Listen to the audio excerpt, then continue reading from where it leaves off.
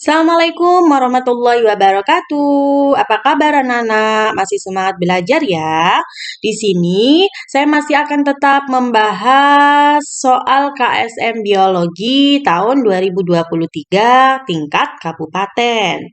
Untuk saat ini kita sekarang sudah sampai pada soal nomor 22. Bismillahirrahmanirrahim. Tes Chi-square adalah suatu cara untuk mengadakan evaluasi antara hasil yang diobservasi dengan hasil yang diharapkan.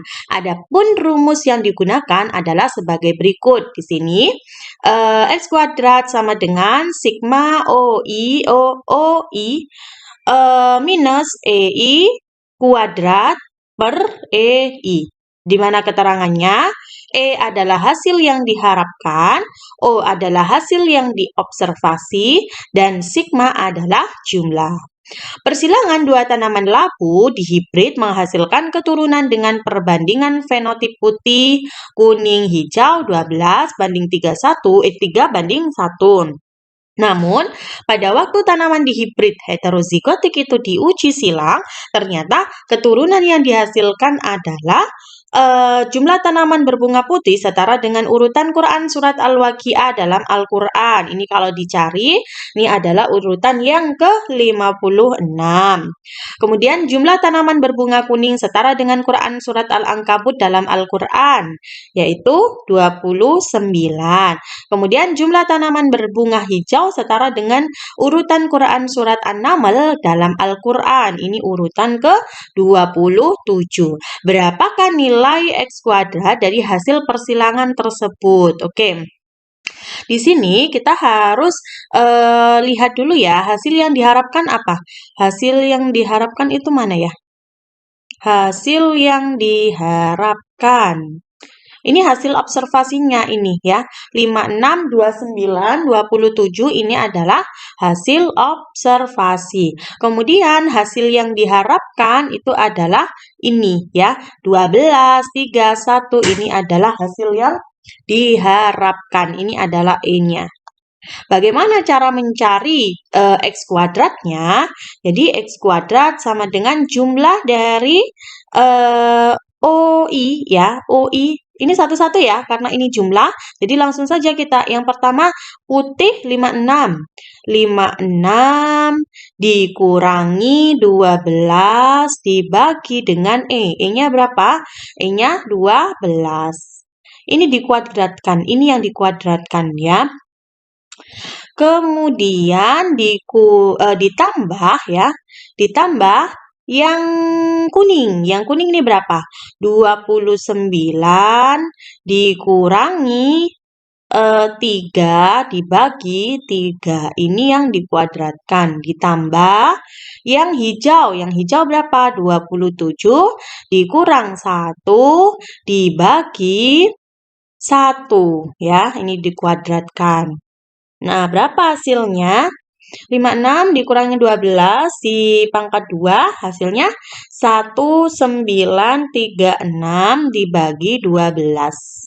Kemudian 29 dikurang 3 kali 2 di pangkat 2 hasilnya 676 dibagi 3 ditambah 27 dikurang 1 di pangkat 2 dibagi 1.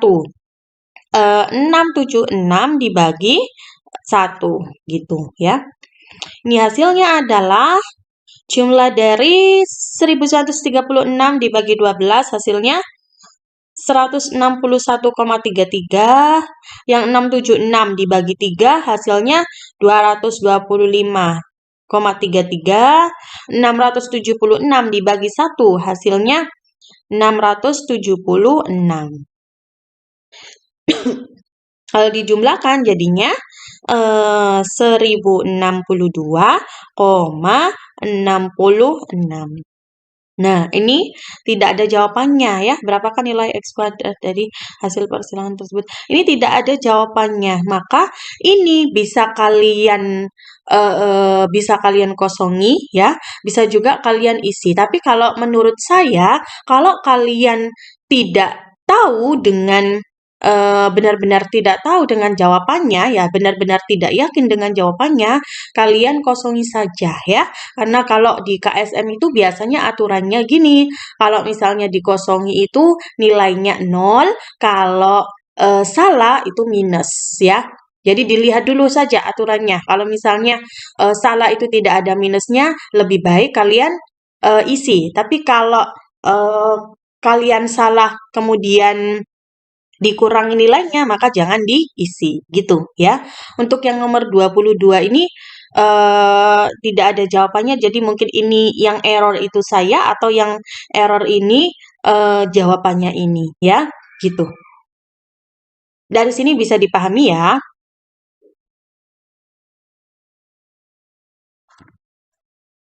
Oke, sekarang kita lanjut ke soal nomor 23.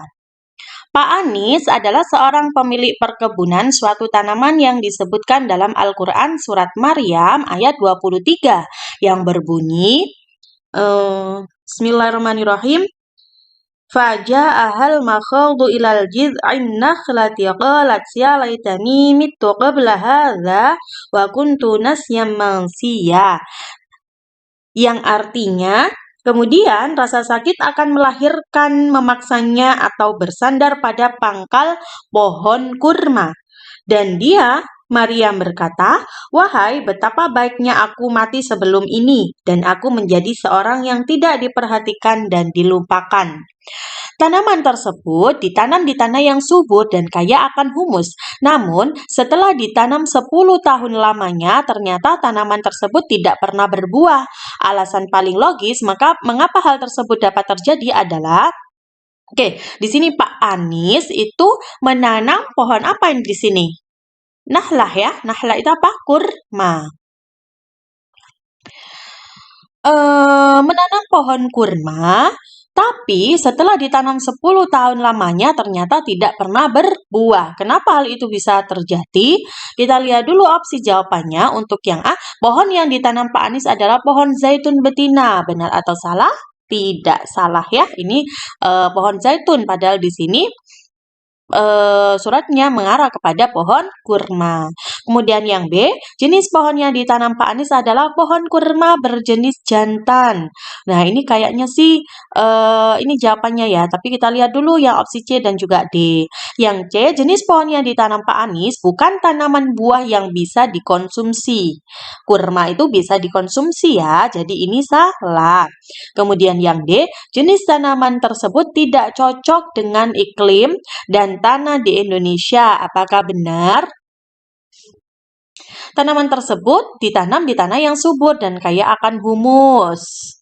Berarti dia bisa ditanam di sini, hanya saja dia tidak bisa berbuah ya.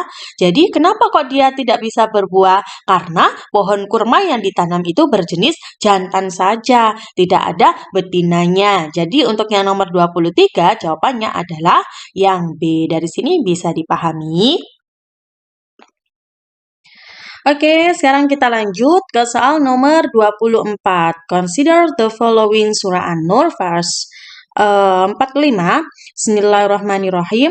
Wallahu khalaqa kulla dabbatin mimma faminhum may yamshi 'ala batnih wa minhum may yamshi 'ala rijlayn wa minhum may yamshi 'ala arba' yakhluqullahu ma yasha' innallaha 'ala kulli syai'in qadir. One class of animals that can be interpreted from the underlined paragraph can act as a decomposer. These animals have a closer circulatory system. The circulatory system refers to, salah satu hewan ya, salah satu kelas dari hewan ini dia apa namanya itu diartikan di underline paragraf apa sih kata-kata yang di garis bawah ini ya, itu bisa berperan sebagai decomposer itu katanya. Hewan ini mempunyai sistem sirkulasi tertutup. Sistem sirkulasi tertutup atau peredaran darah tertutup. Peredaran darah tertutup. Nah, peredaran tersebut itu mempunyai apa saja? Nah, ini nanti dicari jawabannya ya. Kita lihat dulu, ini artinya apa? Mayamshi ala batni. Mayamshi ala batni apa? Dan di antara mereka ada yang berjalan di atas perutnya. Hewan apa yang berjalan di atas perut? Kemudian dia punya peredaran darah tertutup. Kemudian fungsinya sebagai dekomposer. Iya, yaitu cacing tanah ya.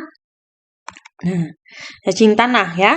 Setelah ini nanti kita bisa lihat bagaimana peredaran darahnya si cacing tanah. Kita mulai dari opsi yang A. Selama peredaran darah, darah itu selalu apa ini? Mengalir ke pembuluh darah. Benar atau salah? Apakah peredaran darah tertutup? Darahnya itu selalu mengalir ke pembuluh darah? Iya, benar. Ya, ini kayaknya opsinya benar. Tapi kita lihat dulu nih yang B, C, dan D. Untuk yang B, sistem sirkulasi ini dia mempunyai apa ini? Mempunyai 5 pasang lengkung. Nah, apakah dia mempunyai 5 pasang lengkung? 5 pasang lengkung. Jadi gini, cacing tanah itu dia mempunyai organ peredaran darah. Peredaran darahnya yang apa saja? Ada lengkung aorta, ya. Ada lengkung aorta, kemudian ada perutnya itu sendiri, kemudian sama pembuluh ventral gitu. Jadi dia punya berapa lengkung? Hanya punya satu lengkung aorta saja. Jadi untuk yang jawaban B salah ya. Kemudian yang C, sistem sirkulasi ini mempunyai pembuluh darah dorsal, abdomen, dan perifer. Benar atau salah? Salah ya, karena di sini dia mempunyai lengkung aorta, perut, dan juga ventral, bukan perifer ya. Jadi ini juga salah. Kemudian yang D, sirkulasi darah melalui pembuluh darah perut. Apakah benar? Organnya memang perut, tapi pembuluh darahnya selalu mengalir ke pembuluh darah gitu ya. Jadi untuk yang nomor 24 jawabannya adalah yang A. Dari sini bisa dipahami. Mohon maaf ya, karena saya ini agak kurang bisa menerjemahkan dalam bahasa Inggris, jadi saya cuplik-cuplik saja ya, gitu. Oke, sekarang kita lanjut ke soal nomor 25. Diriwayatkan dalam hadis dari Ummu Hani, ia menuturkan, saya tidak melihat bentuk perut Rasulullah, kecuali saya ingat lipatan kertas-kertas yang digulung antara satu dengan yang lainnya. Hadis riwayat At-Tabarani. Dalam riwayat lain, berbunyi, perutnya bagai batu-batu yang bersusun. Bagian perut di bawah ini yang paling berkaitan dengan hadis di atas adalah, oke, ini adalah gambaran ya dari bagian dari perut ya. Saya gambarkan dulu di sini aja ya. Nah, nanti gini.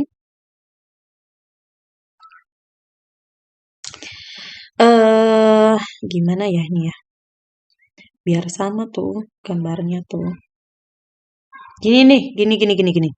Yang pertama itu ada saya mengacunya di apa? Di opsi-opsinya aja ya. Di sini ada rectus abdominal. Rectus abdominal itu letaknya itu ada di tengah ya. Dia letaknya ada di tengah gini. Nah, ini adalah rectus abdominal. Kemudian ada apa ini? Transverse abdominal. Nah, kalau transfer itu dia ada di samping. Nah, di sini letaknya transfer abdominal. Kemudian di sini ada internal oblique. Internal oblique itu dia ada di internal ya. Internal itu berarti dia di mana ya? Sebentar. Internal oblique. Dia internal ya, dia di sini. Sini kayaknya. Nah, Ini internal. Kemudian kalau eksternal dia ada di sini. Eksternal ya, eksternal.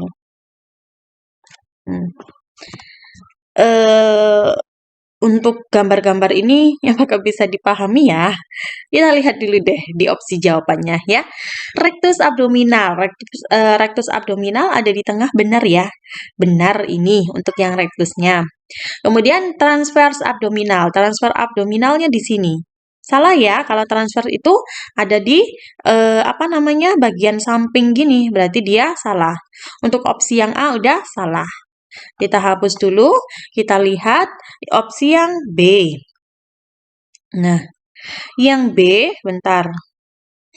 Rectus abdominalnya ada di tengah, benar ya. Kemudian eksternal obliquenya ada di sini ya, ada di eksternal di sini ya. Nah, di sini, maksudnya tuh di sini, seret gitu. Ini berarti benar ya, benar juga. Internal oblique, internal ada di sini ya. Internal ada di bawah, benar. Transverse abdominal, dia ada di sini. Oh, ini saya salah. Ini gambarnya tuh kayak gini tuh. Nah, ya. Ini benar. Sepertinya jawabannya yang B. Tapi kita lihat dulu deh yang jawaban lainnya ya. Transverse abdominal dia harusnya ada di sini ya. Nah, ini yang C udah pasti salah, udah lewat. Nah, ini yang transfer abdominal ada di tengah. Ini padahal rectus. Nah, udah benar. Berarti jawabannya adalah yang B. Dari sini bisa dipahami ya. Oke, sekarang kita lanjut ke soal nomor 26. Grafik berikut menunjukkan data keanekaragaman hayati spesies tumbuhan dari geosit potensial Benteng Otanaha sebagai rintisan pengembangan geopark Pulau Sulawesi. Di sini ada 4 grafik ya, A, B, C, D. Di sini ada keterangannya. Komposisi famili tumbuhan berdasarkan jumlah individu pada masing-masing tegakan tumbuhan di geosit potensial Benteng Otanaha Sulawesi. Yang A ini adalah tingkat pohon. Kita tulis di sini aja ya. A ini tingkat pohon. Kemudian yang B ini adalah semai. Kemudian yang C ini adalah apa ini? Oh, maaf. Yang B ini bukan semai ya. Tapi yang B ini adalah mana sih? Tumbuhan bawah. Kemudian yang C ini semai. Kemudian yang D adalah lichen. Nah, gini ya. Dengan bantuan rumus indeks keanekaragaman Shannon and Wiener berikut ini. Nah, di sini ada rumusnya. Maka indeks keanekaragaman dari masing-masing tegakan tumbuhan adalah kita lihat dulu nih, Untuk rumusnya itu apa? Untuk rumusnya ya, rumus indeks keanekaragaman Shannon and Wiener. Indeks diversity sama dengan minus sigma dari apa ini? S ya. Kok nggak kelihatan ya? SNI gitu ya. Ln P, di mana P sama dengan NI per N. Di mana NI itu adalah jumlah individu dalam satu spesies, kemudian N besar ini adalah jumlah total individu spesies yang ditemukan. Oke, gini aja ya. Biar gampang ya. Kita lihat di sini. Saya kasih cara cepat ya, karena KSM itu waktunya juga terbatas. Jadi kalian kalau ngitung satu-satu, iya kalau jawabannya ada. Kalau misalnya jawabannya tidak ada, muyeng kalian ya. Nanti tidak bisa menjawab soal selanjutnya. Jadi saya kasih jawaban cepatnya. Pertama ya, ini per masing-masing spesies ya, tingkat pohon, tumbuhan bawah, semai, sama lichen, itu kalian hitung ada berapa jumlah individunya gitu ya. Individunya berapa? Kita lihat dari sini aja. 1, 2, 3, 4, 5, 6, 7, 8, 9. Ada berapa? 9 ya. Kemudian yang tumbuhan bawah ada berapa? 1, 2, 3, 4, 5, 6, 7, 8, 9, 10, 11, 12, 13. Ada 13 macam ya. Kalau untuk semai ada 3 macam. Kemudian untuk yang licin ada 2 macam. Ya, nah berarti artinya apa? Yang tingkat pohon itu ada 9 jenis, yang tumbuhan bawah itu ada 13 jenis, yang semai itu ada 3 jenis, yang licin itu ada 2 jenis. Nah, yang namanya indeks keanekaragaman ya, keanekaragaman itu biasanya seperti ini. Semakin banyak individu dalam satu spesies, maka semakin tinggi pula nilai indeks keanekaragamannya. Ya, jadi semakin banyak jenisnya, jenisnya tinggi, maka indeks keanekaragamannya juga tinggi. Nah, gitu aja ya. Berarti kalau dilihat dari sini, berarti yang pertama, yang paling tinggi itu yang apa? Yang B ya. Pertama tinggi itu yang B, kemudian yang A, kemudian yang C, kemudian yang D. Nah, dari sini kalian langsung cari jawabannya. Ya, harus yang paling tinggi dulu itu B, baru A, baru C, baru D. Kita lihat mulai dari opsi yang A. Yang A, yang A ini yang pertama 0,893, yang B 3,019, yang C 1,012. Ini yang C lebih besar daripada yang A. Udah gugur ya. Kemudian yang B. Yang A ini 1,893, yang B 2,019, yang C 1,12, yang D 0,239. Ini sepertinya sama dengan yang kita harapkan tadi B, A, C, D. Tapi kita lihat dulu yang C ya. Yang C ini yang A 2,893, yang B 3,019, yang C 1,12, yang D 0,239. Ini juga sama ya. Tapi kita lihat dulu yang D. Yang D, yang A 2,893, yang B 2,019, yang C 1,012, yang D 0,839. Yang ini, yang A lebih besar ya daripada yang B, udah pasti salah. Mohon maaf. Sekarang kita lihat nih yang B sama C. Yang ini 1, yang ini 2. Kita lihat. Yang ini 13, yang ini 9. Kira-kira menurut kalian yang mana nih? Atau dari sini aja deh. Ini 3 kedua. 3 kedua ini, oh 3 keduanya sama ya. Berarti yang bermasalah itu yang di sini. 9 ke 13. Nah, sekarang gini aja. 3-nya aja 1,12. Ya, 3-nya aja 1,12. Berarti kira-kira kalau 9 itu 1,893 atau 2,893 nih. Berapa? Berapa kira-kiranya? 2,893. Jadi menurut saya yang benar adalah yang C ini. Ini yang 9, ini yang 13, kemudian ini yang 3, ini yang 2. Gitu. Mungkin kalau kalian nganggur ya bisa dicoret-coret mana yang benar. Nanti kalau misalnya benar yang C, coba deh komentar. Yang C benar, Bu. Tapi kalau benar yang B, coba komentar. Yang B benar, Bu. Gitu. Ya. Oke. Oke, sekarang kita lanjut ke soal nomor 27. Salah satu syariat hewan halal adalah berasal dari hewan yang disembelih dengan menyebut asma Allah. Sejalan dengan ilmu pengetahuan dan teknologi, ditemukan perbedaan antara protein yang dihasilkan dari hewan yang mati disembelih dan mati tanpa disembelih. Berikut adalah hasil uji protein yang dihasilkan dari hewan yang mati disembelih dan juga mati tanpa disembelih. Kita lanjut dulu soalnya ya. Nah, ini ada tabel ya.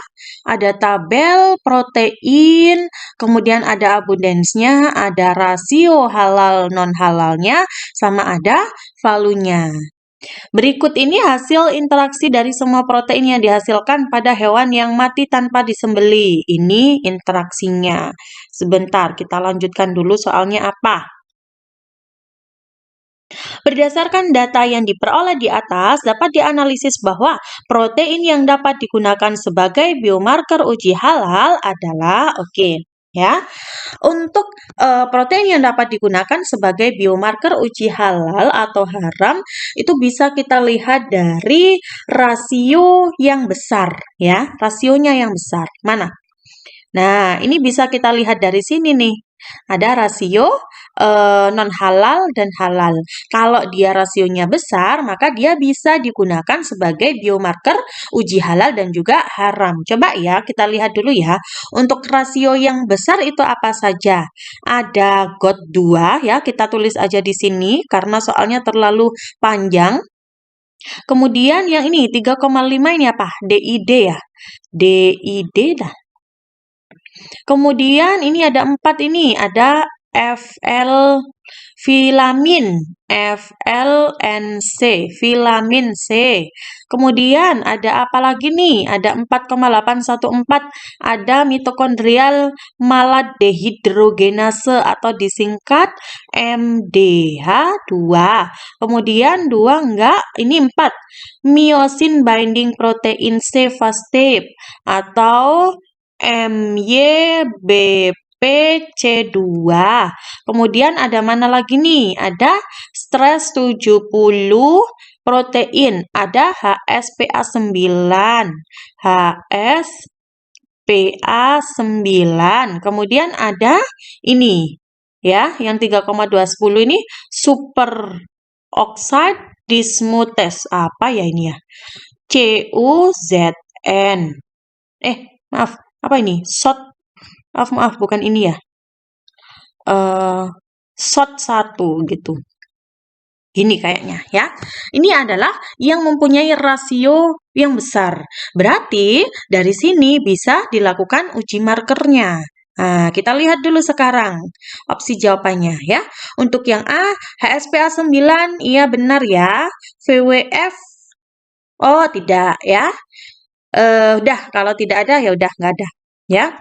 Kemudian yang B, GOT2 benar, FLNC ini ada, HSPA9 juga tinggi. Berarti kemungkinan jawabannya adalah ini. Tapi kita lihat dulu nih yang C sama D. VWF, udah nggak ada. Yang D, TNII nggak ada juga. Berarti jawabannya nomor 27 adalah yang B.